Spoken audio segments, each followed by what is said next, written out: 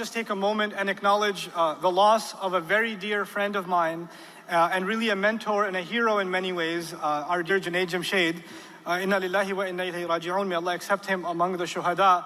I knew him very briefly. Some of you might know that I wrote about him. I wanted to share something personal with you about him that I came to experience. I didn't have too much interaction with him, but whenever I did, the man had an incredible sense of humor. And what I really respected about him is this young man who was an icon for his nation. I mean, he's basically what defined rock music for Pakistan. And I'm not afraid to admit, when I was younger, I was at virtually every one of his concerts. So I was a huge fan of his, and then I actually got to know him later on in life, after, of course, his transformation towards Allah Azza wa Jal. And we used to talk, and I used to joke around with him all the time. And I used to say, Junaid bhai, I don't really listen to your nasheeds. Your old stuff was awesome though. And he used to say to me, Yar Nouman, that just means you have really good taste in music, my friend.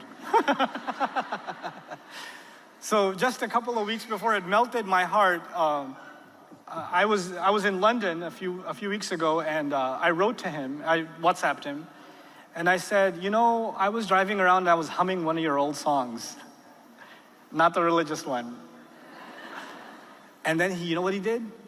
He WhatsApped me, he sang the song on WhatsApp, and he sent me a voice note of him singing the song. And then he told me he sang it after 15 years just for me.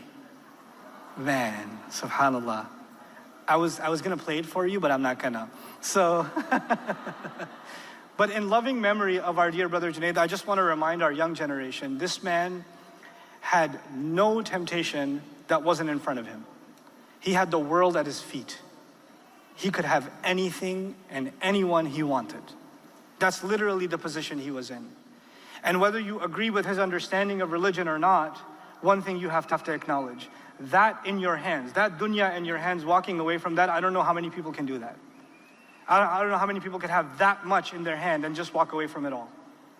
And to be part of Pakistani society where criticism and cynicism and tearing somewhere down is part of our genetic DNA, for him to hear the kind of insults he constantly had to hear, for him to be accused in the way that he was, humiliated and even physically beaten the way that he was, is a reminder to all of us.